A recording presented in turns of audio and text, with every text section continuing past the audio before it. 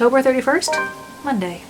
I don't get any sleep, not a single wink. I was so busy jumping at every shadow and worrying about waking with a knife in my chest. Or not waking at all. Even when Hannah awakes in spite of a mild fever and goes downstairs for breakfast, I stay in bed, thoughts of poisoned food running in my head. The rain that has started sometime during the night doesn't help the mood. Okay, maybe it helps just a little. The strange sunny weather has been nice and all, but for it to return as it should feel like a good sign of things to come. Perhaps things will settle back to normal and the crazy drama that has gone on lately will die down. I would hate to be caught unaware of this rain. And with how it looks outside, it seems that the weather is making up for the sunny days it's given us with a good old-fashioned downpour. The rhythmic pitter-patter of the rain fills the early morning silence with a steady beat. Thank goodness I don't have to be anywhere in a hurry today. I would hate to be caught unaware of this rain. With how it looks outside, it seems that It seems that the weather is making up for all the sunny days it has given us with a good old-fashioned downpour. Oh wait, did we just repeat ourselves? It does let up within the quarter of an hour. However, a day beginning with a cloud burst like this, locals usually take it as an immediate sign. Luxembourg's abysmal weather is back, likely for good. I hope they did a damn good job of fixing this place because I'd rather not have to deal with leaky roofs. I don't like the idea that the realty did a horrid patch job with the place.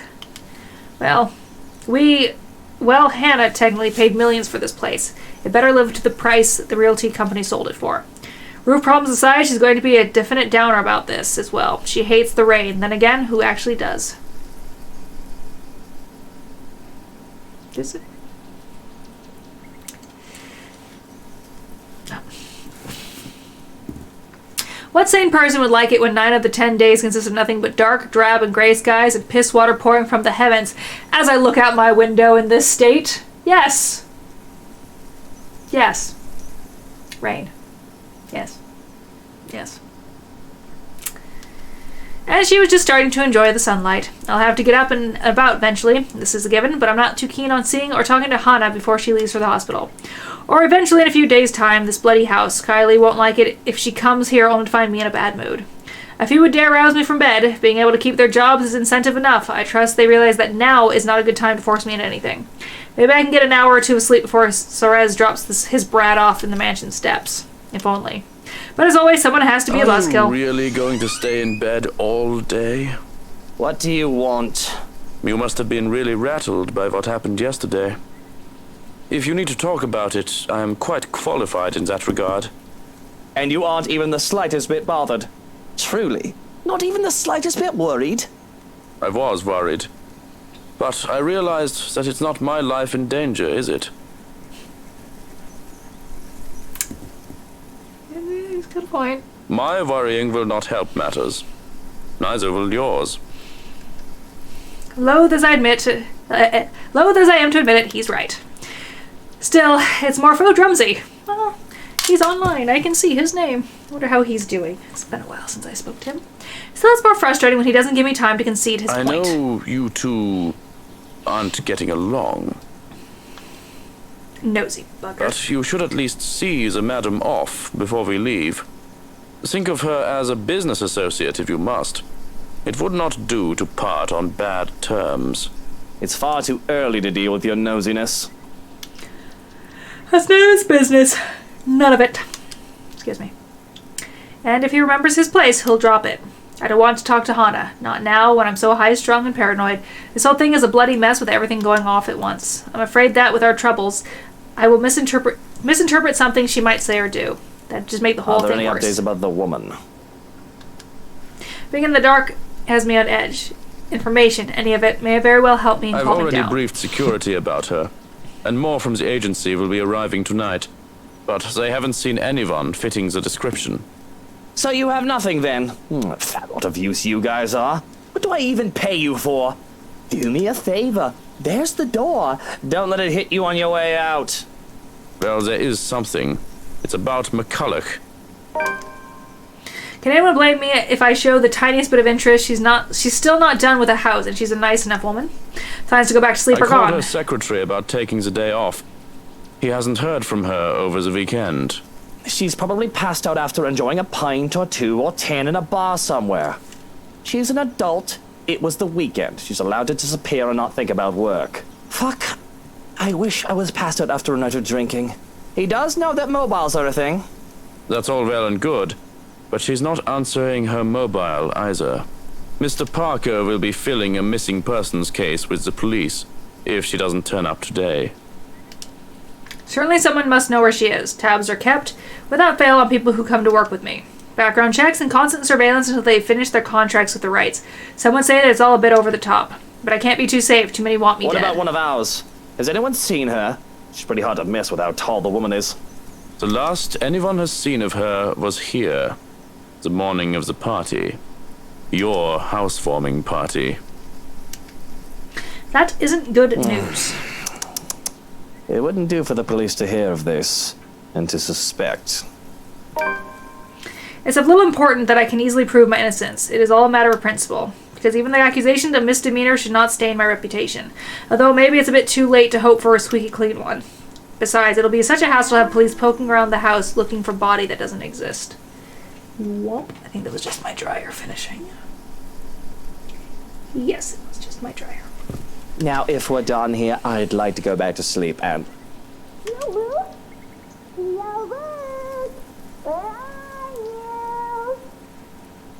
My cheeks are still so red the last couple days.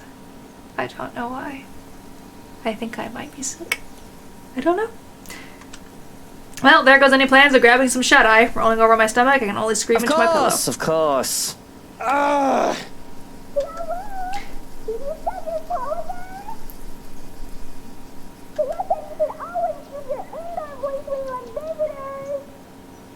She's just shouting. Johans, distract her.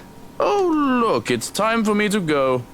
Have fun with your little play date. So long, farewell, and auf Wiedersehen. Goodbye.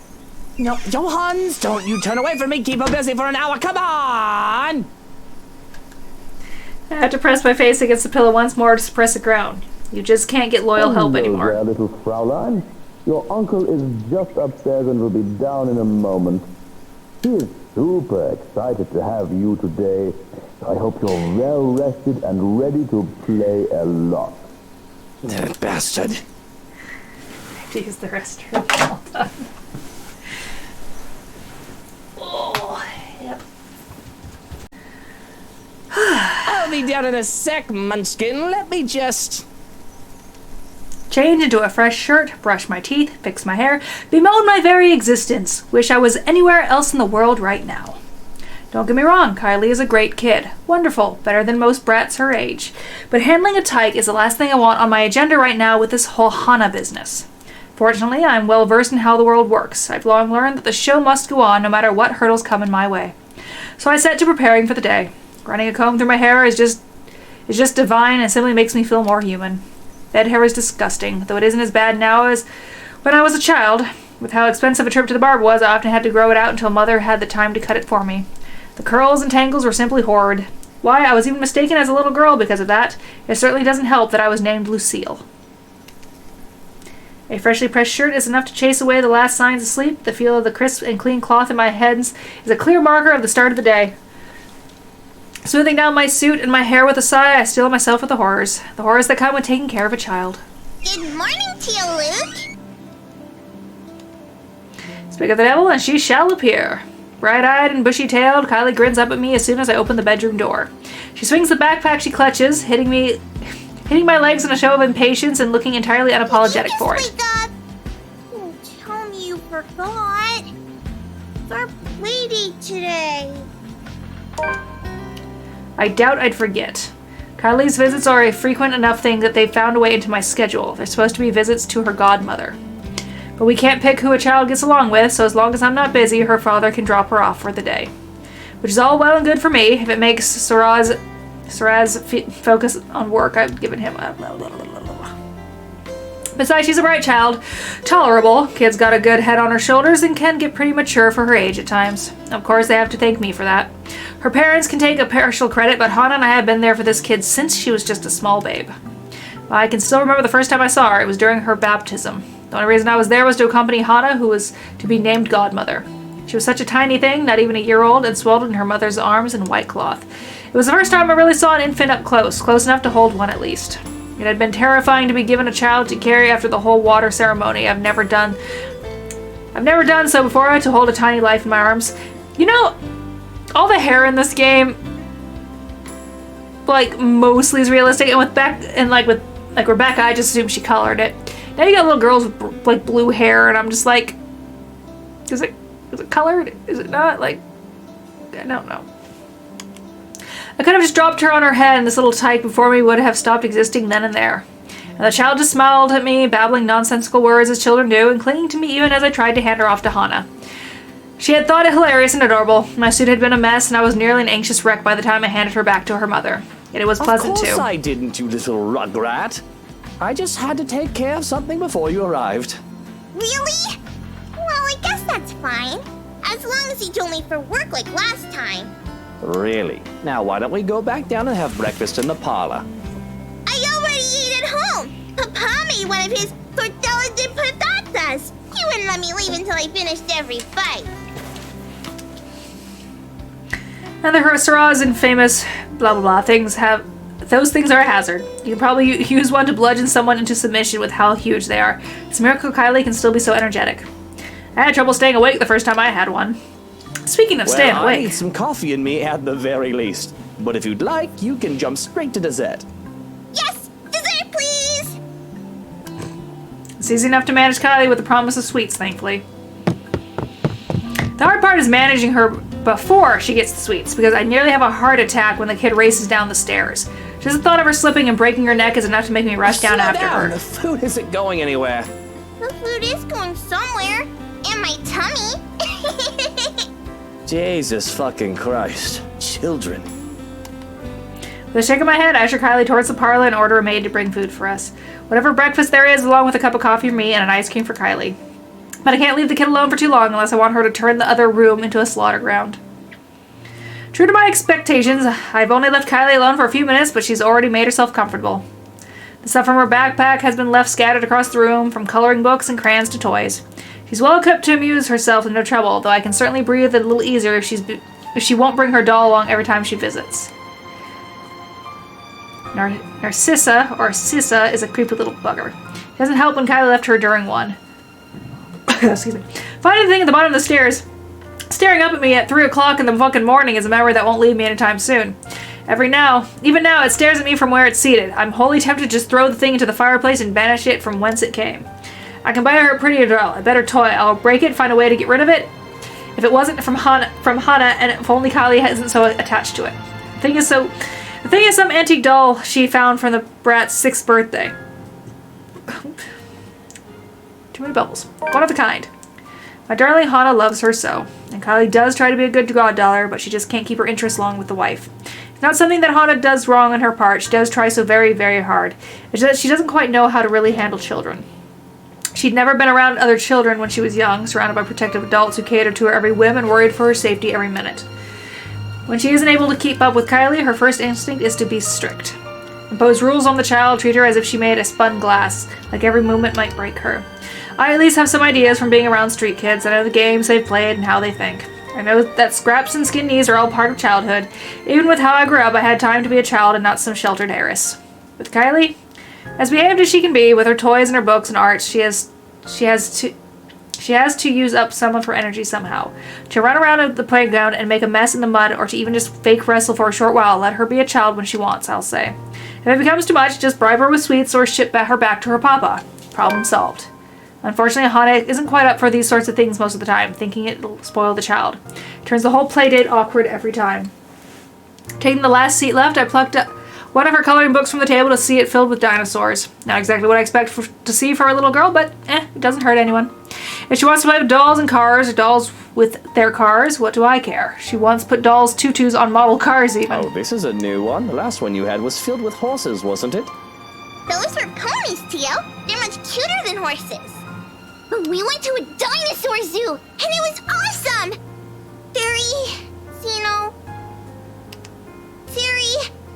Dinosaurs are my favorite. I have no idea what that is, but it must be something. I'm only familiar with the T-Rex myself. Yeah, they found, fossils of its claws. They're really long. They think the whole theory might be a bazillion meters tall, even bigger than a T-Rex.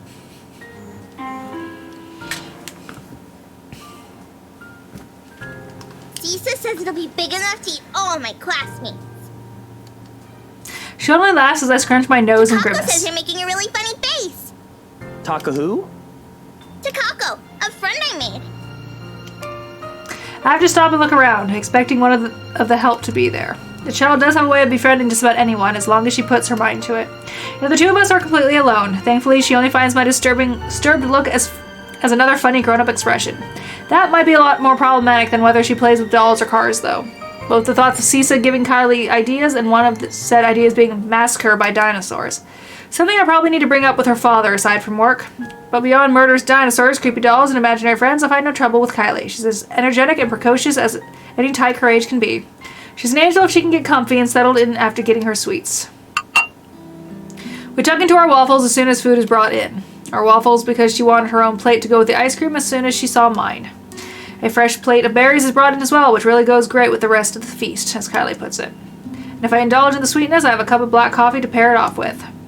With her bellies full, Kylie grows content with just scribbling on a scrap of paper and calmly chatting about her week. She talks of her older brother Rowan and their parents, how they plan to go to the Block's land in Berkshire for the winter holiday. She mentions Miss Pink, Rebecca, which I listened to with half an ear. Our initial meeting had been a mess, but I can't quite find myself to listen to stories about her teacher wholeheartedly. The phantom sting in my head still itches. She talks of the sad man of the park and of her new friends who like to play hide and seek when she's not sniffing in the loo. I assume it meant sniffling. When finally she nods nothing new to talk about, she goes back to her drawing. That'll change as soon as her stomach settles, of course, the calm before the storm. Because behaved as she might be now, I can feel the curiosity just radiating in her. There's a restlessness buzzing under her skin and a question on the tip of her tongue, as they often are with children her age. But for now, I can take this piece with no complaint for however long it stays. I have fun with the crayons as well, at the child's insistence, even if I can't really draw. With Kylie using the black crayons, that leaves me with the blue ones. I absentmindedly start to draw Puppy to best of my abilities. It's as I attempt to give the doodle dogs another eye that Kylie breaks her silence. Where did Tia go? I saw them leave when I got here. Tia didn't look so good. I've been expecting a lot of different questions. The kid always has a whole bunch of them ready for me, but I can only sigh when she posed this particular one. She's just going to the doctor's for a checkup. And as kids go, there are follow-up questions. You didn't go with her? Well, you were going to be here, sweetie, so I had to stay behind. So she's all alone? At the hospital? Oh, no, of course not. Tia has Johan's and her maid and a guard. She's got plenty of company. Yeah, but you're not with her. If I didn't know better, I'd say the kid is trying to make me feel guilty, though I don't know if the bitter taste in my mouth is that or something else entirely. I really don't have time to process what the emotion is as the brat opens her mouth again. You should have gone with her to the hospital. Hospitals are scary, you know. Exactly why I didn't go. I don't like hospitals, Kylie. That's all there is to it. So you're not angry at Tia?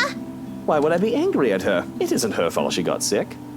I heard you and Tia are fighting. I heard that you might not be together anymore.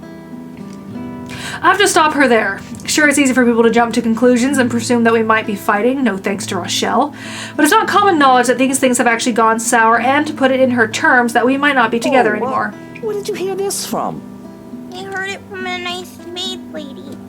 But that's still no excuse. Not when she's sick. She needs someone to hold her hand and bring her soup and make her drink medicine. I'm livid. Livid that one of my employees might gossip, and to a child of all people. Who says such upsetting things to a child? And my anger dies out when Kylie starts to tear up. She holds it back in an effort not to seem so childish, I assume. Though I'm honestly confused as to why such news would upset her so. Look, Kylie, there's no need to cry. I'm not going to cry. Are you sure? You've got no reason to cry. Even if Hannah and I won't be together anymore, you can still visit me and I can still visit you. That's not the problem. Why don't you and Tia love each other anymore? I still love her, Munchkin, and I'd like to think your Tia still does too. Isn't that the truth? I love her, I'm just a total shite at showing it. And as a human being. And a small part of me screams that I was not worthy to be her husband in the first place, no matter how hard I deny it. Kinda, yeah, you wanted her for her money. You cheat on her despite saying you love her, so fuck it. No.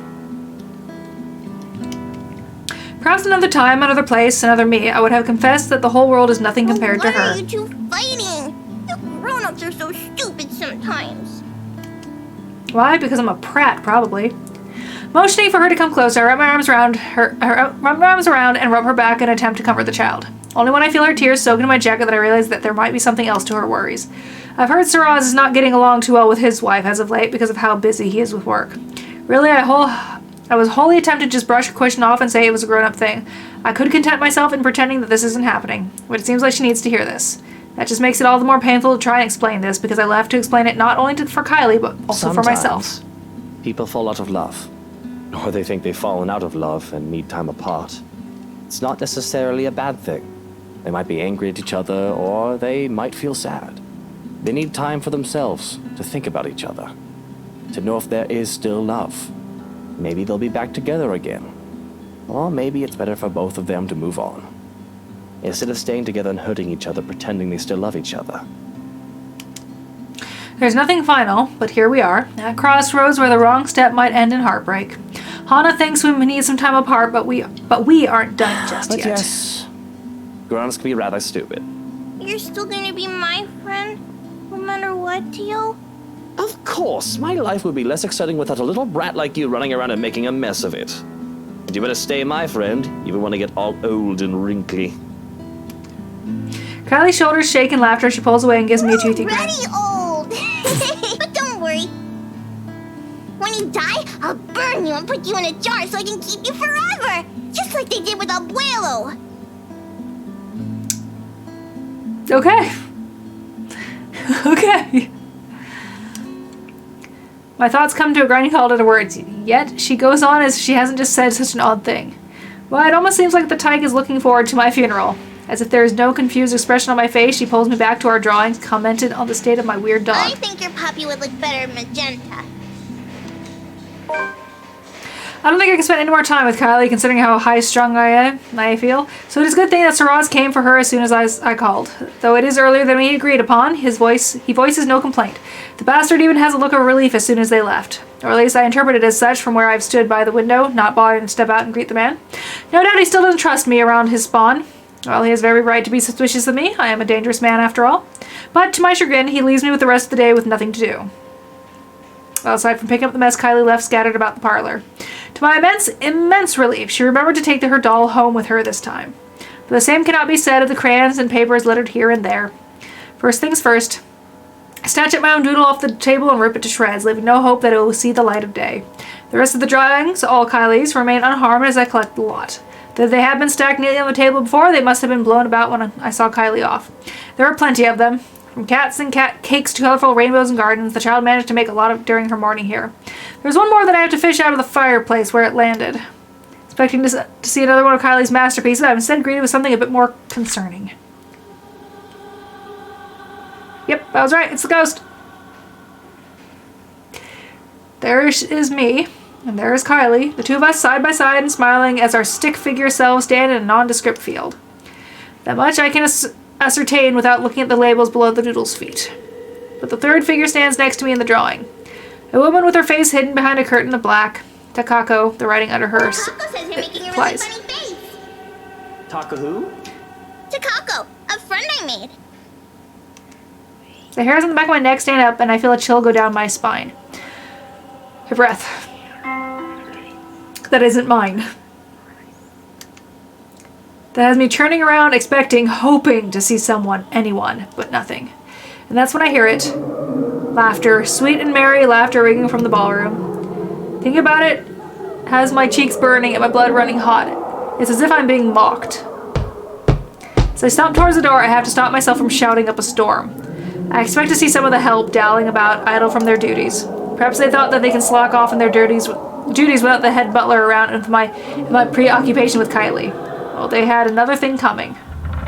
But again, nothing. Nothing from what I can see with the cursory glance, at the very least. I roam around looking for near impossible hiding places, and still I am all alone. Yet I can still hear the laughter, that accursed laughter echoing about in the room, in my head. Show yourselves and show some respect to the master of the house! Cold uneasiness settles into my stomach when no one answers. I stumble on my own 2 feet, feeling a wave of nausea coming from nowhere. I have to put a hand against the wall to stay upright when the world shifts and spins. Shifts and pain explodes behind my eyes. It takes every ounce of my self-control not to heave, then and there. The only thing my pride allowed me to do then is to close my eyes and attempt to alleviate some of the pain. Mumble, mumble. Vague, unfamiliar images, dare I say memories not mine, flash in my head, unbidden and unwelcome. Like a strong hammer strike to the head, threatening to crack my skull and split it in two. Whatever emotions they hold are muted. I'm nothing but a spectator. Still, its weight feels palpable. Though it doesn't take long for these sensations to get into my head, through my eyes and my ears, it creeps and buzzes into the spaces between. One after the other, they come at me, an unending flood that threatens to sweep me away from what feels an eternity. Each one a show of both joy and suffering for those who have called this mansion their home. Each new scene is like a hammer to the head, threatening to crack my skull and split it in two. I can feel every little emotion in the blurry images that present itself in my head. I feel a part of these, like I've lived through them, though I know that it's not possible. All their anger burns through me, that much is evident, but the pain more so. And above all else are the whispers. The voices calling, luring, until one image emerges in vivid contrast with the others. When there's a shout of joy, my eyes snap open looking for the culprit. And that's when the whole room just changes. Everything is the same, yet everything isn't. There are people everywhere laughing and dancing. I should be concerned about them, but my mind finds it easy to dismiss them as they fade in and out from nothingness. Instead, I find my concentration drawn to a man and woman. The one can only call them a lord and lady, going by their clothes. Just see how happy the couple looks. The man's eyes are eerily blank. He's not all there. His face is familiar, though. In fact, they both are, but I can't quite place it. Hi, boo-boo. What do you need? Give me a second. The two make for a pretty picture as they dance in the center of the ballroom. Even the phantom crowd's attention stays on them. It reminds me so much of Hannah and I during the early stages of our marriage. The honeymoon years, they call it. We were happy then, too. All smiles and her sunshine, even the normal dreary weather. Younger, we had less to worry about, or at least thought that way. I wished we could go on that way even with all that I did and had to do. But life has a way of catching up. There was work to be done. Although we had to stay the loving, perfect couple in public, I could not afford to look so weak. To appear tied down to someone else, to those who knew who I really am. I had to harden my heart when I had business. But it hadn't always been so easy just to switch that part of me on and off. I should be concerned about their intrusion, too. That's what in bloody hell they're doing in my house, throwing a party as if they owned the place. Ask myself how the fuck I didn't notice what was going on before when the parlor and the foyer are both only a few doors away.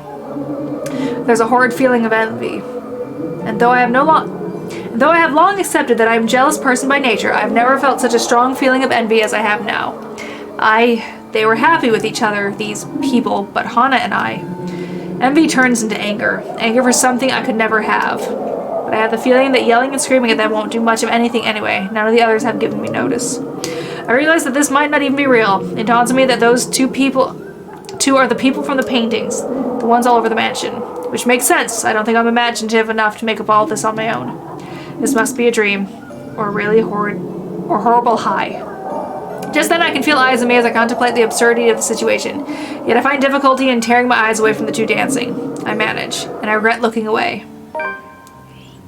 The woman from the garden stands beside me. I can hear her rattling breath, menacing and chilling.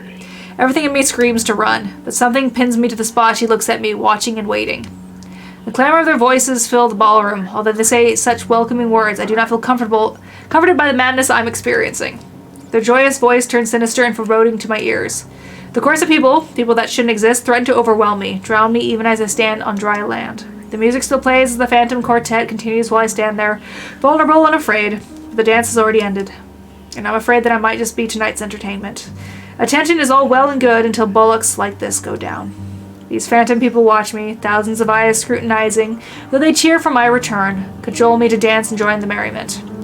There are eager hands all over, pulling me in every direction, but they do not move me enough to remove me from the woman's gaze. Can you not hear them as they welcome you on? Your kind, our kind. You're one of us, my love. We are bonded by the blood we share. If I thought the voices were overwhelming before, it is nothing compared to how they are now. Their voices are loud, speaking in unison and echoing ever on in the spaces of my head. They welcome me back as if I've always belonged, as if I was meant to be here in the first place. They call me all these titles and names that do not belong to me in that man's face. The one with the empty eyes flashes again before me, once fleetingly, like a new memory having burned itself into my mind. I have to struggle for air when I come back to myself after. This isn't... That's a weird drawing. The welcomes turn to screams at my protest, paid and desperate pleas for my help, telling me that it is my duty to stay, telling me that I belong to them. I belong among them, to them. Gentle touches turn near threatening, the warning scratches and the baring of teeth by predators before they truly maim someone. My mouth goes dry as I struggle. Yeah, so did mine. My mouth goes dry as I struggle to speak some sense into this hallucinatory madness, but I don't get the chance as they drown out my voice. Lord, my prince. At her words, there is a compulsion to stay, though my heart races in my chest. The fear I should be experiencing refuses to register in my head. Mind and body war with each other, nearly tearing me in two. Oh, you finally returned to us. The compulsion to walk into her arms is strong. Whispers in my head tell me to go to her. They say that she is safety, she is home and heart. We have been waiting for so long. But repulsed at these thoughts, I wrench away and turn with a small gasp. Without hesitation, I start to make a run for it. I nearly falter when an angry shriek pierces the air, inhuman and monstrous. I don't dare look back, I just run. I don't care if this is a drug-induced hallucination or not. Just run.